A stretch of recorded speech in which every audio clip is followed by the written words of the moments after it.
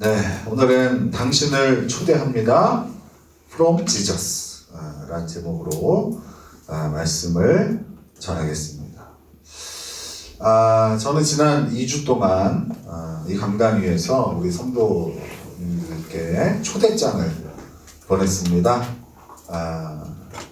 이렇게 문서화되어서 카드 형식으로 드리진 않았지만 말씀을 통해서 기도의 자리 초대장을 여러분에게 보냈죠. 근데 효과가 꽤 있습니다. 만족스럽지는 않지만 그래도 새벽 기도에 나와서 기도하는 성도들이 많이 생겨났습니다. 제가 보기에는 한 300% 이상의 성장이죠. 그죠? 한 명이 드리다가 3명 드리면 300%가 아니니까. 그죠? 그러니까 꽤 효과가 있었습니다. 그래서 오늘도 저는 용기를 내어서 우리 성도님들께 다시 한번 초대장을 좀 보내려고 합니다. 근데 오늘 초대장은요, 제가 보내는 게 아니에요. 오늘 제목에서처럼 누가 보내는 겁니까? 지저스는 우리 예수님이죠. 그죠? 우리 예수님께서 우리 성도님들께 보내는 초대장인 거예요. 그럼 먼저 우리는 이 초대장을 보내신 예수님이 어떤 분인지부터 먼저 좀 살펴보겠습니다. 자, 우리 15절을 같이 읽겠습니다. 15절 시작.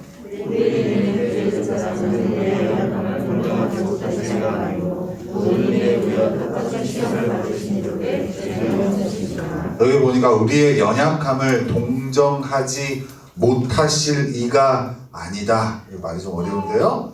이게 무슨 얘기예요? 우리의 연약함을 동정하신다는 얘기예요? 동정하지 않으신다는 얘기예요? 오늘 제가 여러분들이 이해하지 못할 이유가 전혀 없습니다라고 얘기하면 여러분들 이해한다는 얘기예요? 이해 못한다는 얘기예요? 이해한다는 얘기죠. 그죠? 그래서 이제 동정한다라는 것은 함께 아파하다라는 원어의 뜻이 있습니다. 함께 아파하는 거예요. 사람들이 말하는 위로가 바로 이거죠. 공감. 상담학의 기본이 바로 이 공감이죠. 근데 이 공감의 최고 전문가가 계시는데 그분이 바로 누구세요? 우리 예수님이시라는 거예요. 우리 예수님은 하나님이시지만 인간의 몸을 입고 이 땅에 오셔서 우리와 똑같이 시험을 받으신 분이세요. 그래서 누구보다 우리를 잘 이해하시고 우리를 잘 공감할 수 있으신 거예요. 여러분, 사람이 만들어낸 신들을 보세요. 그 신들은 다 어디에 있어요? 하늘 위에 어딘가에 있어요. 그죠?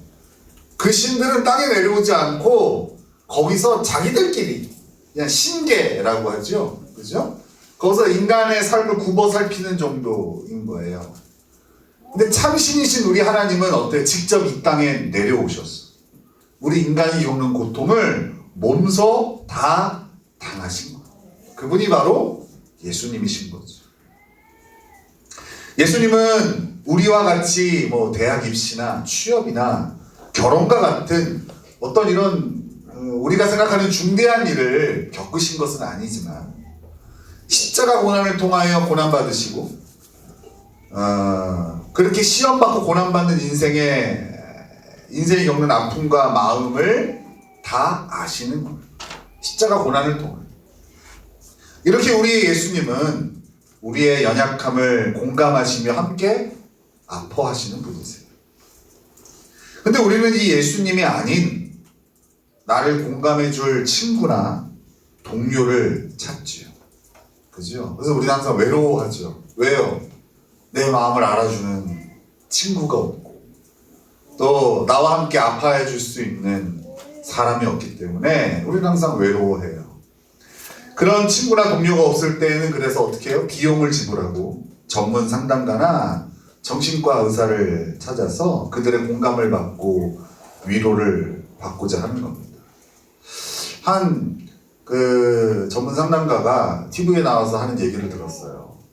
사람들이 자기에게 찾아오는 사람들은요, 정답을 몰라서 찾아오는 게 아니래요.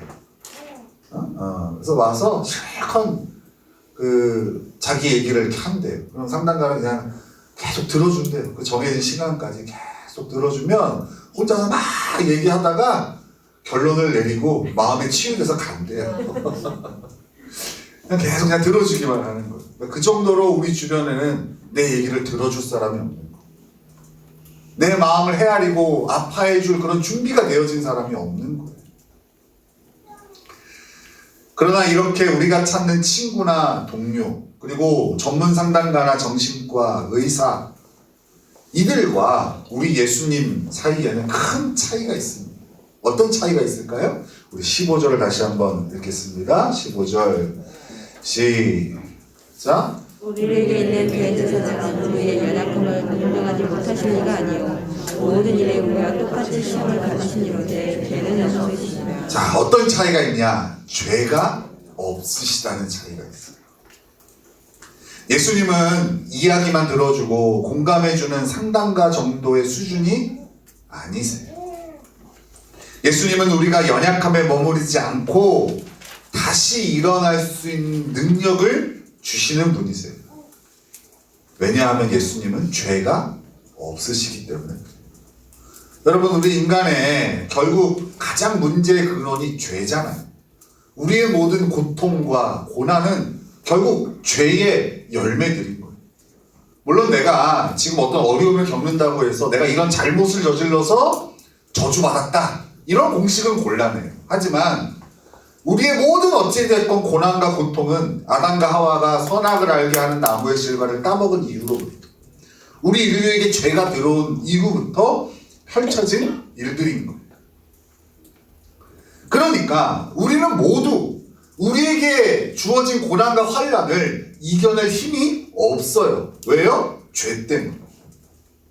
아무리 공부를 많이 하고 아무리 나이가 많아 지혜롭다 할지라도 다른 사람을 100% 공감하고 또 그 사람을 일으켜 세워줄 수 있는 능력을 가질 수 없는 이유는 죄 때문이에요. 그 한계가 다 있는 거예요. 그래서 사람이 사람을 돕는 데는 한계가 있는 거예요. 하지만 우리 예수님은 우리 인간과 똑같이 시험을 받으셨지만 다른 한 가지가 있어요. 바로 뭐예요? 죄가 없으시다는 거. 혹시 나를 공감해 줄 수 있는 친구와 여러분 오랜 시간 통화를 하신 적이 있으십니까? 그죠? 한참 얘기를 하죠.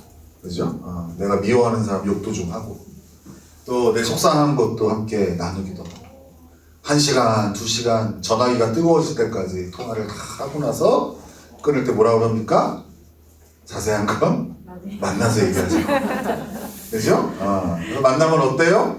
그 이야기가 이어지면서 또다시 실컷 욕하고 웃었다가 그 시간을 보내죠. 그렇게 여러분 전화를 끊고 나서 또는 친구와 만나서 한참 수다를 떨고 나를 그래도 공감해주는 친구를 만난 이후에 여러분 위로가 좀 되죠. 그래도. 근데 그 위로가 얼마나 지속됩니까? 그 다음날 일어나면 여러분이 받았던 위로가 그대로 있나요? 여전히 똑같은 상황과 환경 가운데 절망하면서 우리는 또다시 나를 공감해 줄 수 있는 친구나 전문가를 찾아 나서지 않는 것이겠어요? 마치 당이 떨어져서 사탕을 찾는 것 같이, 좀 더 심하게 얘기하자면 마약 중독자가 마약을 찾는 것 같이, 결국 우리는 그 위로를 갈구하며 그렇게 세상을 방황하며 살고 있는 거 아니겠냐는 거예요. 결국 공감만으로는 우리의 진정한 위로가 되지 않는다는 말이에요. 제가 아는 분 가운데에 그래도 이 상담의 전문가가 계세요. 지금 이제 대학에서 교수 생활하셔서 저번 교회에서 함께 신앙생활 하셨던 분인데, 우리 이제 태규가 이렇게 진로를 고민할 때에 그분께 좀 연락을 해서 이제 어떤 방향으로 가야 될지 또 관심이 있어서 그런 거 물어보면서 이런저런 얘기를 했는데요. 그분이 그런 얘기를 하더라고요. 결국 학문으로서의 상담학의 한계들을 많이 얘기해 주시더라고요. 그래서 가급적 기독교 상담이나 신학을 배운 이후에 또 이런 상담학을 공부하면 훨씬 더 좋을 것이다. 그러니까 인문학적으로 너무나 이게 인간의 방법론적으로 접근하는 것이 아니라 결국에는 우리가 영적인 존재라는 사실을 인정하고 접근해야 된다. 그건 뭐겠어요? 아무리 우리의 학문이 발달한다 할지라도 한계가 있다라는 거. 왜요? 죄인이기 때문에. 결국 사람은 죄인이기 때문에 그건 한계가 있는 거예요. 그래서 아무리 그것을 공급받아도 아무리 공감을 받아도 해결이 잘 되지 않는 거예요. 예수님은 고난과 시험을 받으셨지만 우리와 다른 것은 죄가 없으시다는 사실이라고 말씀드렸습니다. 즉 예수님은 우리를 공감해 주시는 것에만 머무르시는 것이 아니라 실질적으로 우리가 그 자리에서 일어날 수 있게 해주시는 거예요. 그래서 오늘 우리에게 초대장을 보내시는 예수님을 이렇게 소개할 수 있어요. 진정한 위로자다. 그 앞에 진정한이라는 단어를 붙일 수 있는 분은 예수님밖에 없어요. 그렇죠? 있다면 뭐 어느 목사님도 어떤 의사도 어떤 전문가도 위로자라고는 얘기할 수 있어요. 하지만 그 앞에 진정한이라는 단어는 붙일 수가 없어요. 그 정도의 능력은 없거든요. 우리 예수님만이 우리를 진짜 위로하시고 우리를 그저 공감해 주시는 것에 그치는 것이 아니라 다시 일어나게 해주실 수 있는 분이신 거예요. 예수님은 죽음을 이기시고 부활하심으로 당신의 능력을 이미 우리에게 증명해 보이셨습니다. 죽음을 뒤엎었다는 것은 모든 것에 승리했다는 것을 의미해요. 죄의 삭시 사망이니까. 이 죽음을 이기고 부활하셨다는 것은 이 모든 죄와 죽음의 문제를 우리 예수님이 승리하셨다는 것을 우리에게 보여주신 거예요. 예수님은 우리가 죄에 빠져 허우적대고 고난에 익숙해져서 우울해하는 그 자리에 머물지 않게 하십니다. 공감 정도 하시면서 그 자리에서 벗어나지 못하게 하는 값싼 위로를 주시는 것이 아니라 진정한 위로로 우리를 일어나 승리하게 하시는 거예요. 안타까운 것은 세상이 이 예수님을 모르기 때문에 일시적이고 임시방편의 위로를 찾아 헤매고 있다는 거예요. 이 세상에서 죄인된 인간이 만들어낸 방법에서 진정한 위로를 찾으려고 헤매고 있는 그것이 이 세상의 모습이 안타까운 현실. 심지어 그리스도인들도 결정적인 순간에는 진정한 위로자이신 예수님 앞에 서는 것이 아니라 어떻게 해요? 세상에서 말하는 위로를 찾아 달려가는 안타까운 모습을 보이기도 하는 것. 그리스도인이라면 삶에 어려움이 닥치고 마음에 공고함이 찾아오고 마음이 우울해질 때 어떻게 해야 됩니까? 당연히 진정한 예수님 앞에 무릎 꿇어야 되는 거 아니겠어요? 그죠? 그게 우리와 세상의 다른 점 아니겠어요? 근데 이런 결정적인 순간에 우리는 오히려 친구를 만난다. 오히려 주님 말고 다른 것을 주님 삼아서 마음의 공허함을 채우려 한다는 것이죠. 너무 안타까워. 고난을 당하는 성도들이 안타까운 것이 아니라 고난을 이렇게 세상의 방식으로 대처하는 성도들이 안타까운 것이죠. 제가 좋아하는 팀 켈러 목사님이 이런 글을 썼어요. 고난으로 하나님을 떠나거나 고난으로 하나님을 만나거나. 여러분은 어느 쪽입니까? 고난으로 하나님을 떠나십니까? 아니면 고난으로 말미암아 오히려 하나님을 만나십니까? 고난이 하나님을 만나는 통로가 되지 못하는 성도들, 오히려 고난으로 하나님이 아닌 세상과 사람들 속에서 위로를 더 갈구하는 안타까운 성도들, 이것이 우리의 현 성적표가 아니냐는 겁니다. 근데 또 우리 성도님들이 이렇게 말씀하시는 분들이 있어요. 이렇게 완벽한 위로자 되시는 우리 예수님을 소개하면 또 이런 생각들이 있어서 예수님 앞에 나아가지 못하시는 분들이 계시더라고요. 그런 대단하신 분이 과연 나 같은 사람한테 관심이 있으실까? 그럴 수도 있지 않겠어요? 우리 하나님 돌보셔야 될 분이 얼마나 많은데, 그죠?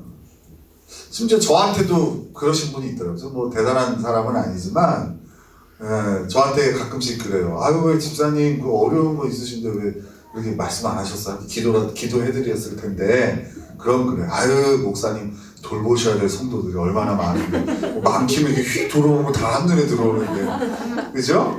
아유, 이거 말고도 목사님, 그 급한 기도들이 얼마나 많을 텐데, 뭐 굳이 저까지. 얼핏 보면 저는 생각해 주는 것 같은데, 문제는, 맞아요. 뭐, 저야 뭐, 그 한계가 있으니까. 근데 우리 예수님도 그렇게 보시는 경우들이 많다는 거죠. 그런 대단한 분이 과연 나 같은 사람한테 관심이 있으실까? 이렇게 여기시는 분들이 꽤 있으세요. 예수님은 너무 바쁘셔서 나를 만나주실 시간도 없으실 거고, 만나주신다고 해도 내 인생에 한 번 정도 뵐 수 있지 않을까? 그런 개념으로 생각하는 거예요. 전 세계 70억 인구라면서요. 그 중에 내가 하나님 앞에 몇 등일까? 그죠? 우리 아이들도 그러거든요. 아빠한테 나는 몇 등이야 항상 물어보고. 그죠? 아이가 셋이 있으니까 누군가는 1등이고 누군가는 3등일 거 아니에요. 그죠? 근데 저에게는 우리 아이들이 다 1등이거든요. 그잖아요. 하지만 어쩔 수 없이 저는 한계가 있어서 차례 해주는 경우들이 있죠. 그러면 그 세 번째 아이는 자기가 3등이라고 여길 수밖에 없지만, 우리 예수님은 이런 한계가 없으신 분인데, 인간의 한계를 가지고 우리 예수님을 바라볼 때에 이런 생각들을 갖게 되는 거예요. 그분이 너무 대단하시고 바쁘셔서 나를 상대해 주실 시간이 없으실 거고 여력이 없으실 거야, 이렇게 여기시는 분들이 있으세요. 자, 이런 분들을 위해서 우리 16절을 한번 같이 읽겠습니다. 16절. 자, 시작. 그러므로 우리는 유일하심을 받고 때를 따라 돕는 은혜를 얻기 위하여 은혜의 붙잡에 당연히 나가는 것입니다. 거기 때를 따라.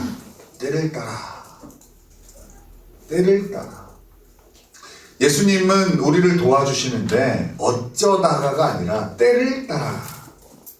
이 때를 따라라는 것은요, 우리가 그 어려움에 처할 때마다, 위로가 필요할 때마다 라는 거예요. 그런 문제가 생길 때마다. 이 말은 근본적인 뜻은 언제나 라는 뜻이에요. 우리 예수님은 언제나 우리를 도와주시는 분이라고 우리에게 소개하고 있는 거예요. 여러분, 국민 육아 멘토라고 불리는 분 많이 들어봤죠? 그죠? 오은영 박사님. 여러분, 이분께 상담 받으려면 얼마를 지불하고 받아야 되는지 아십니까? 한참 이슈가 됐었는데, 이분께 상담 받으려면 1시간 좀 넘는 시간에 81만 원을 지불해요. 81만 원. 그래서 그게 이슈가 된 적이 있어요. 그래서 야, 이거 너무 비싼 거 아니냐, 이런 사람이 있는가 하면, 어떤 분들은, 그렇게 상담 받으신 분들은 가치가 있다.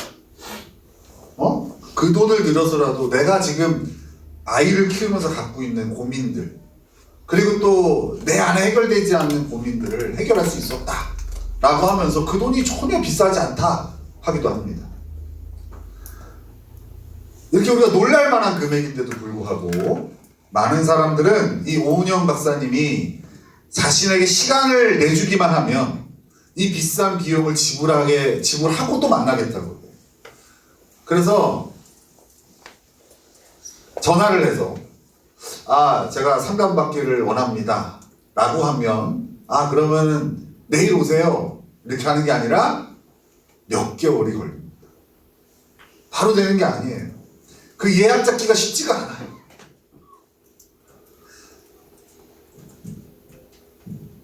그러나 진정한 위로자 되시는 우리 예수님은요, 예약이 필요 없어요.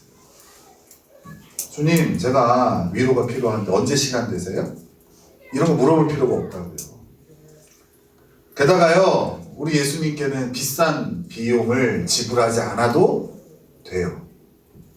그러면서도 능력은 오은영 박사와는 비교가 되지 않을 정도로 뛰어나세요. 뛰어난 정도가 아니라 전능하세요. 예수님은 병든 자를 고치시고 심지어 죽은 자도 살리세요. 그리고 바람과 바다도 잠잠케 하시고 한 번에 2만여 명의 사람들의 끼니를 해결하시는 분이세요. 서울대 의대를 나오고 뭐 어디 박사학위를 따고 어느 병원에서 얼만큼 근무하고, 여러분 이런 화려한 경력보다 확실하지 않아요? 우리 예수님 경력을 보세요. 중풍병자, 뭐 수해 치료, 그죠? 눈먼 자, 또 말 못하는 자, 말씀 하나로 고치심, 죽은 자 살리심, 뭐 이런 거, 바람과 바다 잠잠케 하신 횟수 몇 회, 뭐 이런 거 하면은 거기 뭐 경력이 어마어마하죠, 그죠? 우리 예수님은 이 땅에 어느 실력자보다도 비교가 안 되는 능력을 갖고 계신 분이세요. 여러분, 이 능력의 위로자 예수님께서요, 우리가 예약해야 겨우 만날 수 있으신 분 같은데 오히려 우리에게 초대장을 보내시는 거예요. 언제든지 예수님 앞으로 나아오라. 몇 회권만 끊어주시는 것이 아니라 아예 자유이용권을 끊어주시는 거예요. 무제한권으로 우리에게 초대장을 보내시는 거예요. 그게 바로 때를 따라라는 거예요. 제가 지난주에 우리 아이들을 데리고 놀이동산에 다녀왔어요. 서울 어린이대공원 갔는데 거기 자유이용권을 끊고서 갔습니다. 자유이용권이 아이들이 23,000원이고 어른이 27,000원. 그래서 그것을 이제 끊고 갔어요. 갔는데 제가 우습게 보다가 간 떨어지는 줄 알았습니다. 와, 그거를 우리 이제 하율이는 키가 아직 130이 안 돼서 130이 안 되는 아이가 탈 수 없는 것들이 있는데 그 중에 부모랑 같이 타면 탈 수 있는 게 있더라고요. 그래가지고 탔죠? 탔다가 죽는 줄 알았어요. 다시는 안 타겠다고 그랬는데 우리 하율이가 계속 타겠다고 그러는데 얘만 타면 될 것 같은데 규칙이 그렇대요. 부모랑 꼭 타야 된대요. 그래서 그 롤러코스터 같은 걸 한 6번 탄 것 같아요.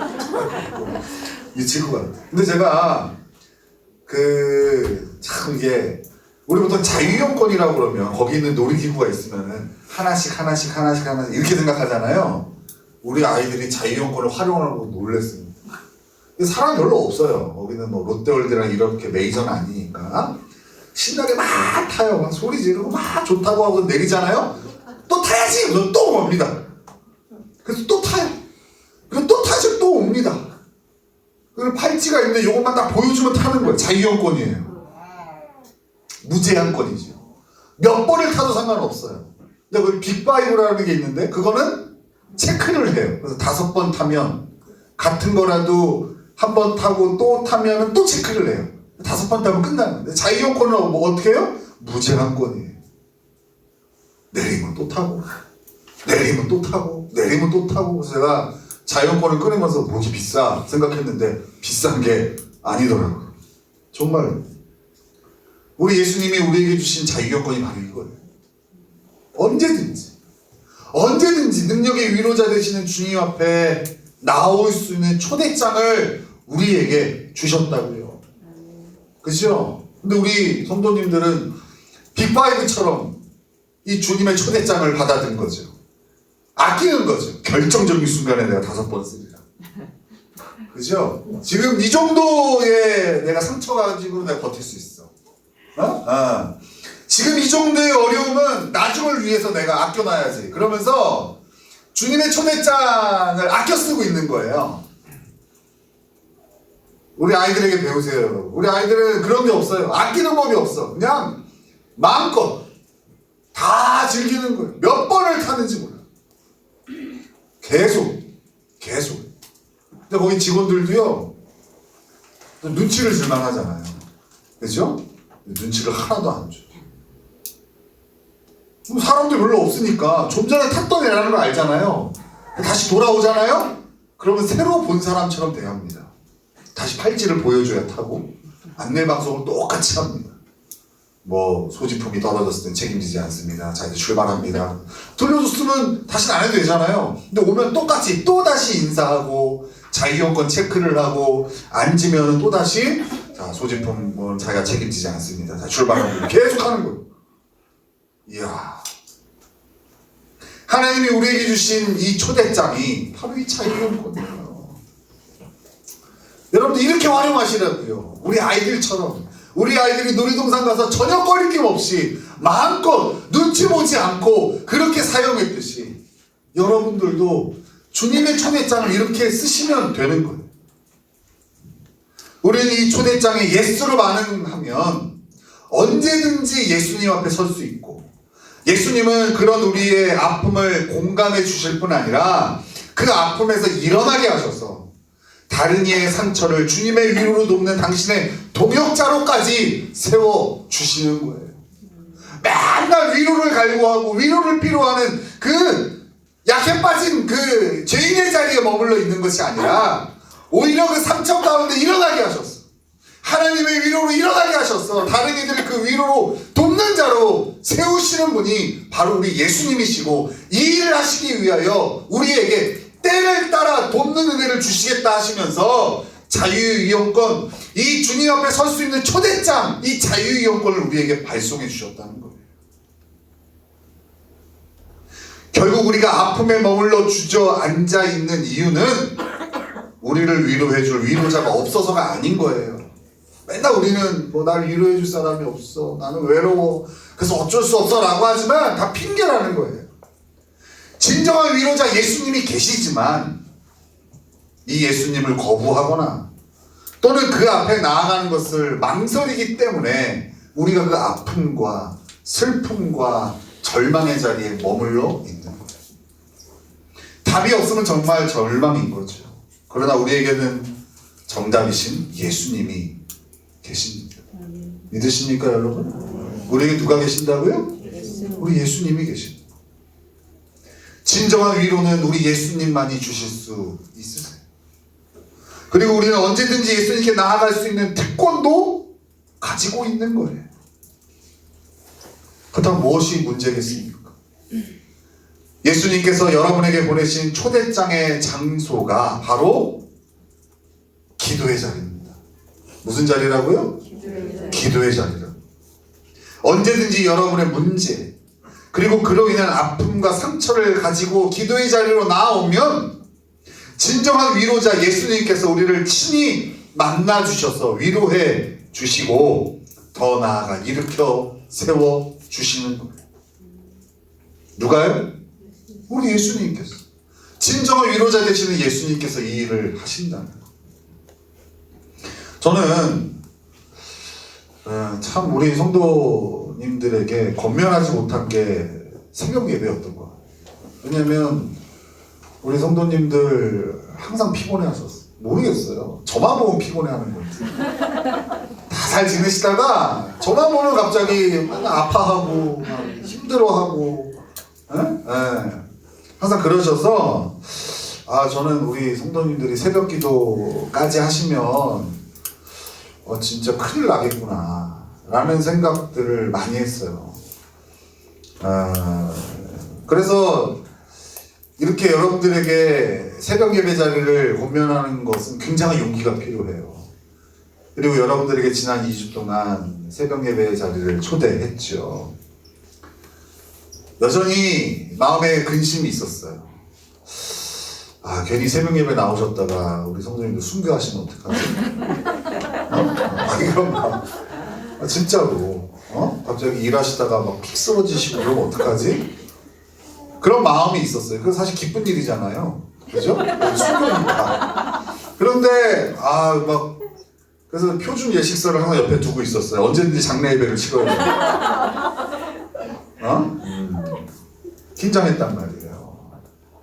저는 진짜로 우리 임수현 집사님은 새벽에 눈을 뜨면 주님이 데리고 가시는 줄 알았어요. 저만 보면 맨날 뒷골이 아프다고 그러고 어깨에 누가 앉아있는 것 같다 맨날 그러셨거든요. 그래서 저분 큰일 났다. 근데 제가 용기를 내서 말씀드려요.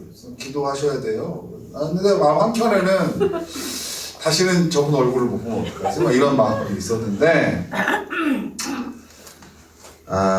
다행히 그런 소식은 없었어요. 오히려 우리 성도님들 뵀는데 얼굴 혈색도 좋아지고 그리고 항상 저만 보면 약간 죄인된 기분으로 이렇게 보셨는데 또 새벽기도 그거 하나 나왔다고 당당해서 저한테 고개를 빳빳이 들고 막 할 일 다 했다는 식으로 막 엄청 저한테 맨날 저 눈빛 피하고 막 이렇게 죄 있는 모드였는데 이제는 아예 막 저한테 막 시비를 걸고 막 이러시더라고요. 너무 당당하니까. 나 새벽 기도 하는 성도예요? 막 이러면서. 그죠? 그래서 더 용기를 제가 내게 됐어요. 용기 내서 이번 주에도 예수님께서 보내시는 초대장을 여러분에게 전달하는 거예요. 여러분 때를 따라 돕는 은혜를 얻을 수 있는 기도의 자리로 나아오십시오. 정말 나아오셔야 돼요. 우리의 진정한 위로자 되시는 예수님을 여러분 날마다 만날 수 있어요. 한 형제가 지난주에 이제 처음 새벽 예배 나온 거.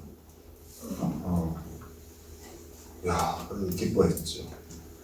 그래서 이제 그 다음날 됐는데 안 보이는 거. 그 다음날 됐는데 또 안 보이는 거. 그래서 형제한테 물어봤죠. 왜 하루만 나오고 안 나와? 자, 새벽기도 가려고 눈을 떴대요. 일찍 기다리고 있었대. 누구를? 엄마를. 엄마가 같이 갈 줄 알고. 그때 밤에는요 온갖 악한 영들이 있어서 무서워서 혼자는 못 오는 거예요. 좀비가 나올 수도 있고 그렇잖아요. 무서운 영이 나를 막 휘감을 수도 있고. 그래서 기다렸대요. 엄마를. 믿음 좋은 엄마를. 우리 엄마는 반드시 나를 지켜주실 거야. 그러면서 기다렸는데 엄마가 계속 자더래요. 안 나왔대요. 그래서 진짜 하여간 어렵습니다. 세트로 하여간 뭔가를 하려니까. 여러분 나오십시오. 나오겠다고 마음을 먹으면 방법을 찾지만 먼저 나와야 될 이유를 찾기 시작하면 그때부터는 핑계를 대기 시작하는 거죠. 제가 이렇게 성경 공부하면서 우리 성도님들 이렇게 여쭤봤어요. 이번 명절에 어디 가십니까? 90%가 혈리에 있다는 척보를 제가 다 통계를 냈습니다. 여러분 이번 설 연휴 예수님 만나기 딱 좋은 시간입니다. 그렇지 않겠어요? 그죠? 일찍 출근할 이유도 없겠죠? 내가 또 물어봤어. 그러면 시댁에 안 가고 친정 안 가고 음식 집에서 있으면 하세요? 그랬더니 음식도 안 한대요. 다 제가 여러분 그냥 물어보는 거 같죠? 다 물어봤습니다. 그럼 얼마나 좋습니까? 일도 안 하고 편하게 쉴 수 있고 그죠? 그러면 어때요? 이제는 핑계거리가 다 사라집니다. 우리 예수님 만나기 딱 좋은 시간이 설 연휴입니다. 이 시간 주님의 초대장을 받아들고 나와서 기도하세요. 그렇게 되어지면 일상이 시작되었을 때에도 이 자리를 지킬 수 있어요. 모든 시간이 주어져도 이때 안 하면 일상 가운데 기도의 자리를 회복하는 것은 정말 어려운 일이에요. 예수님의 초대장에 예스로 반응하며 나올 우리 성도님들을 이번 주에도 제가 앞장서서 기다리겠습니다. 함께 우리를 초대하신 때를 따라 돕는 은혜를 주시겠다 하시며 또 세상이 주는 값싼 위로가 아닌 진정한 위로를 주시겠다고 하시는 그 주님 앞에 나아오시길 그리고 그 기도의 축복을 누리시길 예수님의 이름으로 축원합니다. 아멘.